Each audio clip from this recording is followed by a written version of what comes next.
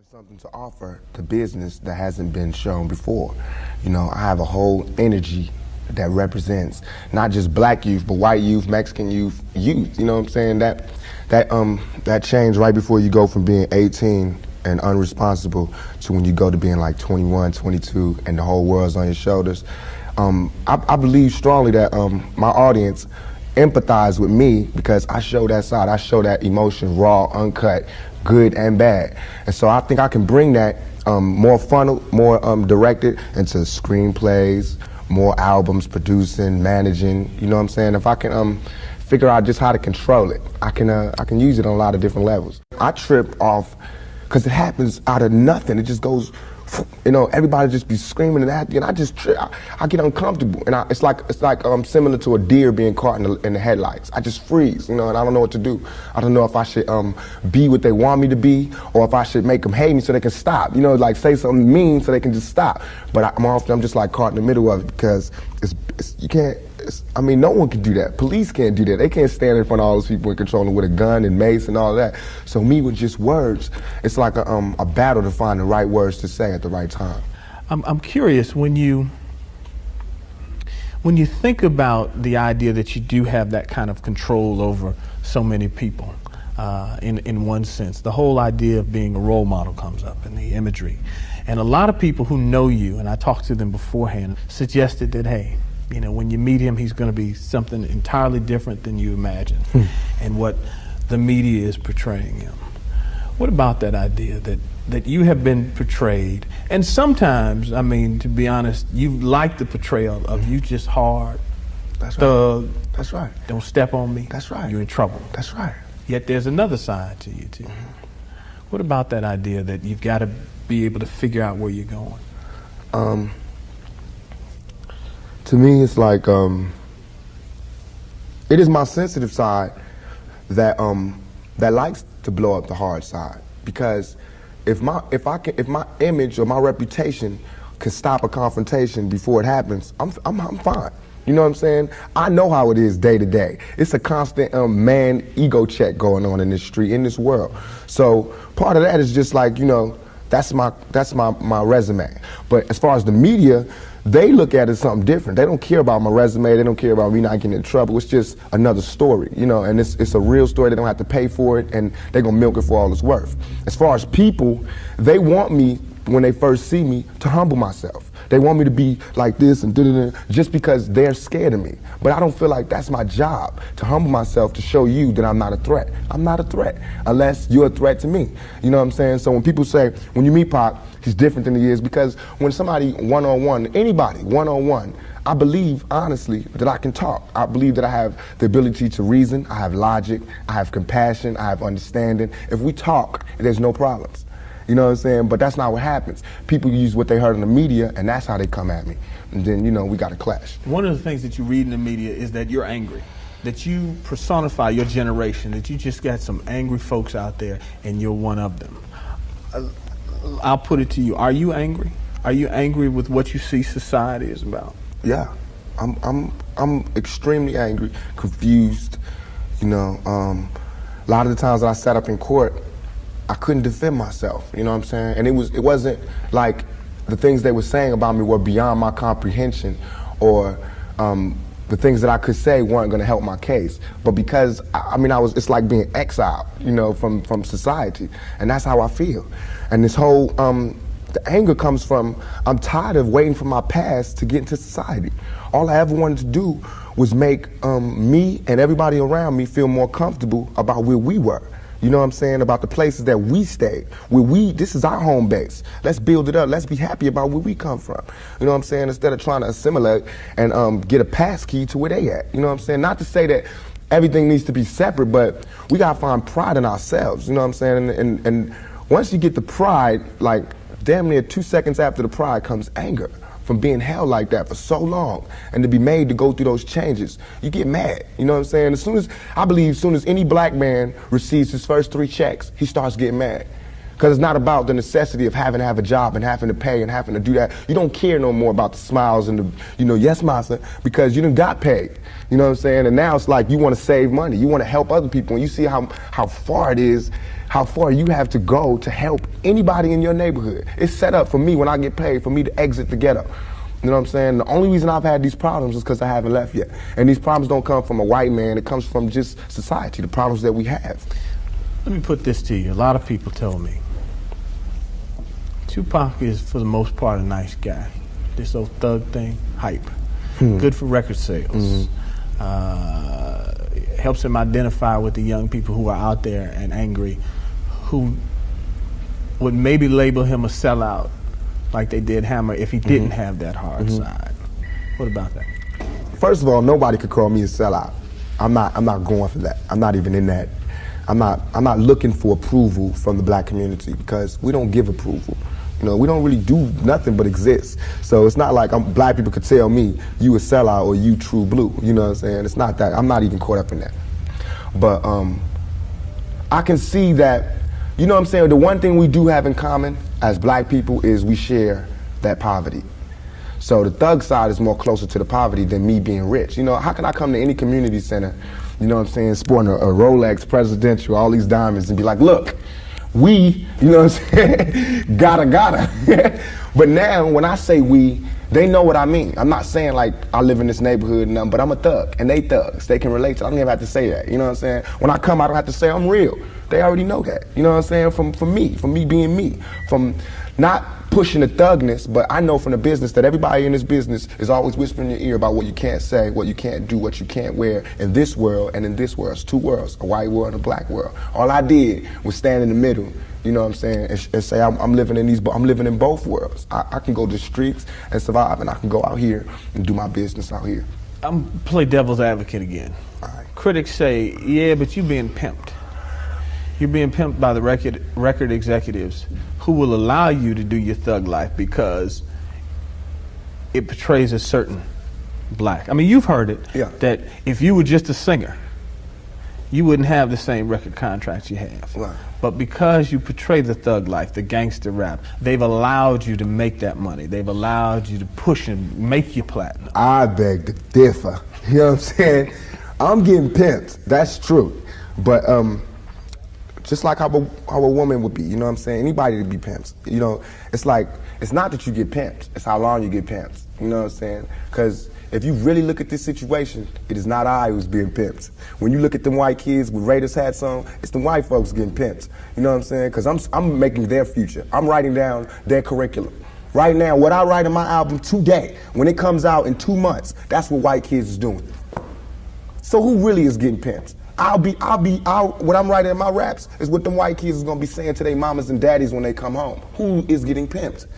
You know what I'm saying? I'm a high school dropout. You know what I'm saying? As far as my teacher told me when I was in high school, I ain't gonna be, you know what I'm saying? I just gotta, it's going down. You know what I'm saying? It's going down. Everybody's getting pimped. Whether you work a 9 to 5 or whether you work for yourself, you're getting pimped by somebody. That's not the crime.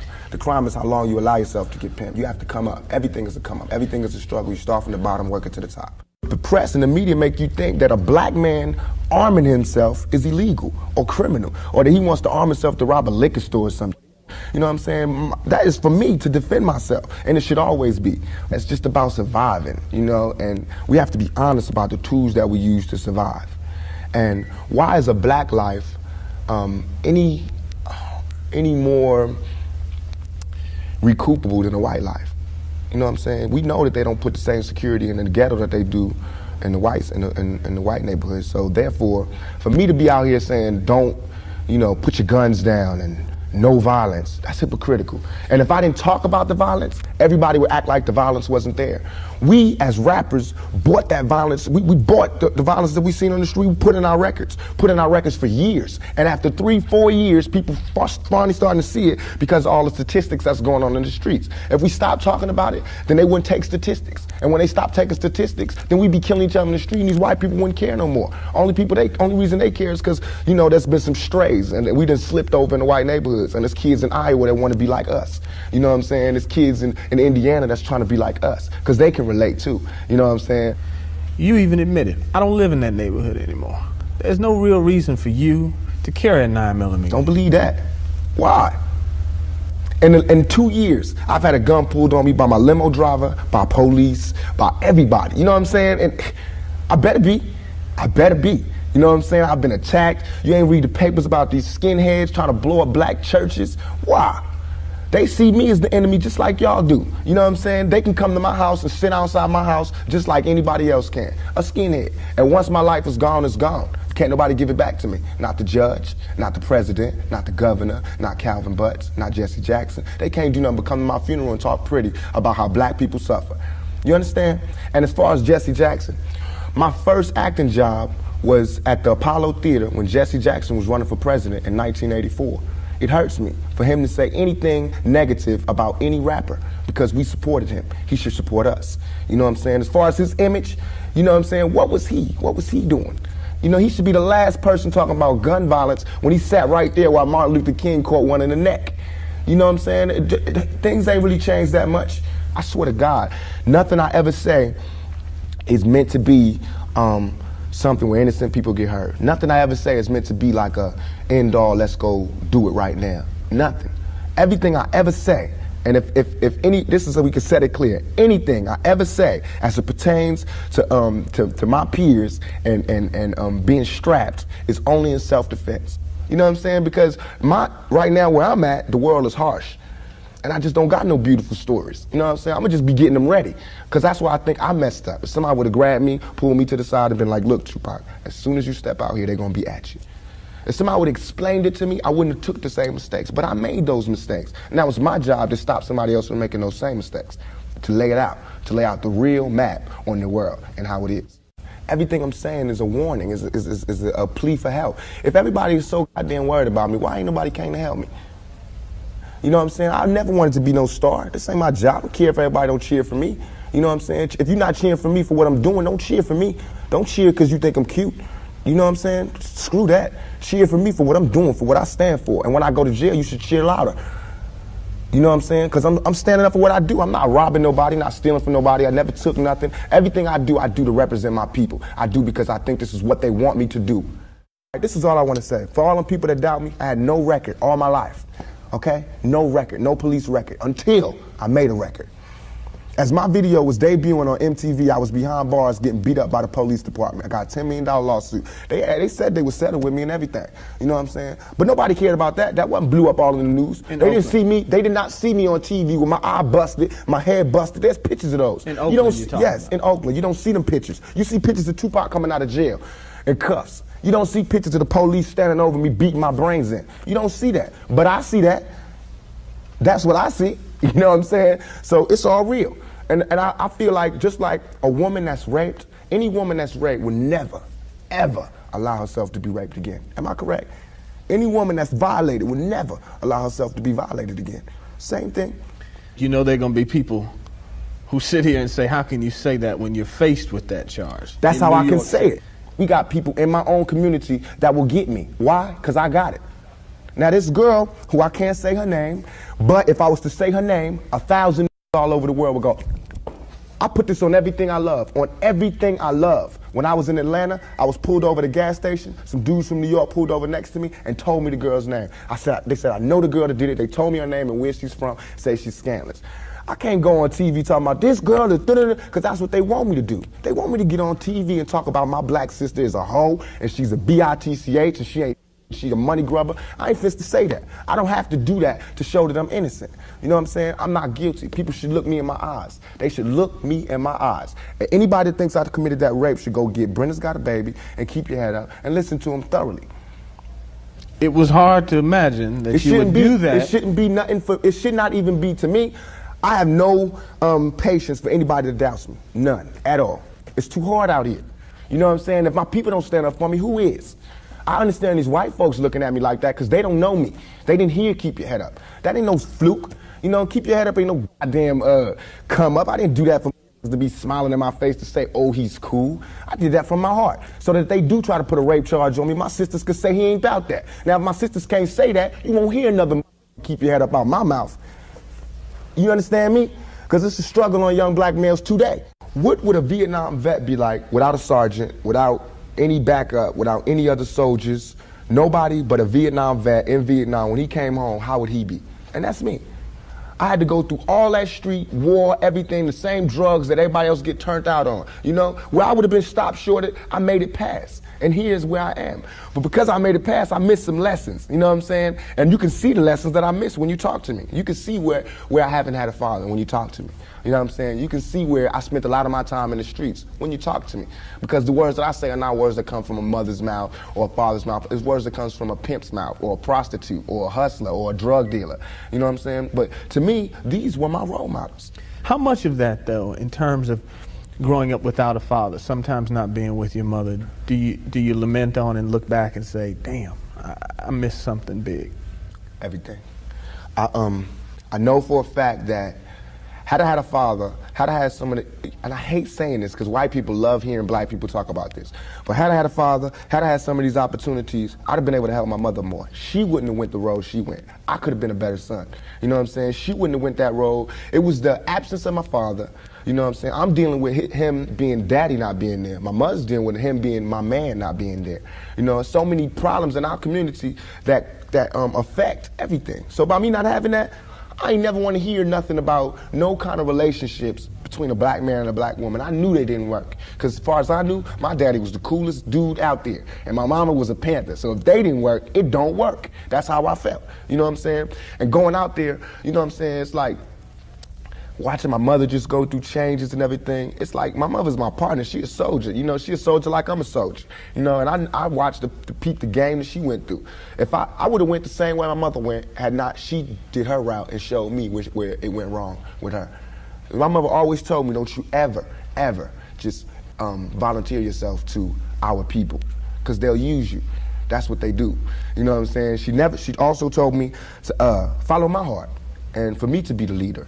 But it's interesting to see just the change in your face, your reaction, your thought process. That's all I ever wanted to do. Ask my mama. I wanted to go to college. I went to school all the way and was ready to go to college. The only thing that stopped me was money.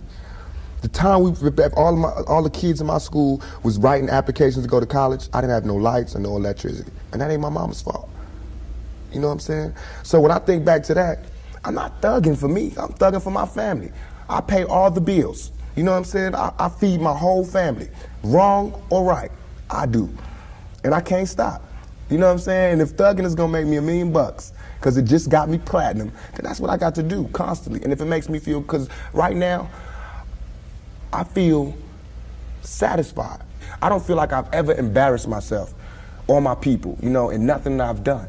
And yet and all, I got the whole world fearing me. You know what I'm saying? At 23. Weighing 160 pounds, you know what I'm saying? And I ain't even started. I haven't even wrote my plan out yet, and they scared. I got the vice president know who I am, the president, every cop in every city, you know what I'm saying? And I haven't even started working out a plan. We killing each other because we killing ourselves. When another man, I know, I've been in a position, it's out of our control. It's not like he wants to kill. He just doesn't want to die. You know what I'm saying? It's that situation when we are living in a war zone. It's not as easy as these people are making us think, that they just got some criminal ass black kids with guns. It is not like that. We live in hell. We live in the gutter. We got us stacked up 80 deep in one building. You know, by the time you get out your house, you strapped to protect yourself. Because you living in the same community that the police is carrying rifles and riot gear. Same, they need them riot, excuse my language, I'm so sorry. The same reasons they need the riot hat, the riot jacket, the flak jacket, the double vest, the 9mm Glocks with extra bullets, the tear gas, the mace, all that. Who do you think the police is using that against? Dogs? So we fighting the same villains that they fight in the street. But instead of them seeing us fighting villains in the street, we all villains. Is your generation the one that is picking up for where the Panthers left off, saying, all right, enough is enough? The generation before us forgot about the fight. We're picking it back up. Not only forgot about the fight, forgot about us. Yes, and we're picking it back up. But at this level, all we're trying to do is unite. And right now, as a year, we got 1 million people that's listening. Now we can tell them something. Now we can try to get them that way, and we might lose some. We might gain some, but we would never even have that audience had we not said what was real. You know what I'm saying? And the main thing for us to remember is that the same crime element that white people are scared of, black people are scared of. The same crime element that white people fear, we fear.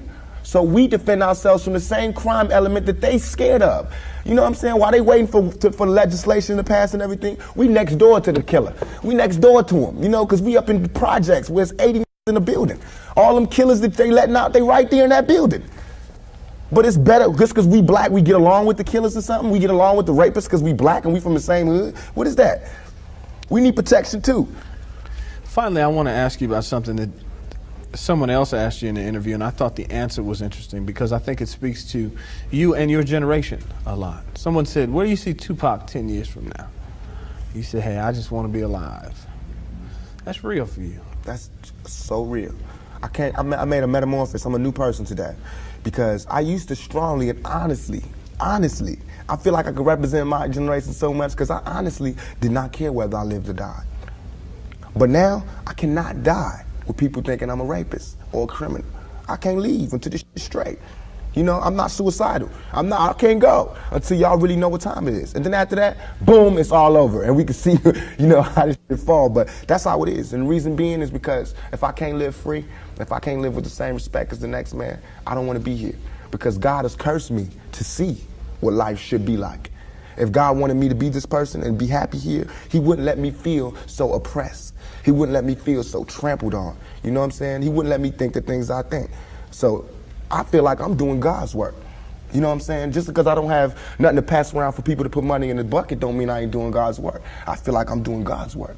You know what I'm saying? Because these ghetto kids ain't God's children. And I don't see no missionaries coming through there. You know what I'm saying? So I'm doing God's work. While Reverend Jackson do his up in the middle class and he go to the White House and have dinner and pray over the president, I'm up in the hood, you know what I'm saying, doing my work with my folks. And just because I don't live there don't mean I don't go there. I got to go there because I can't hang nowhere else.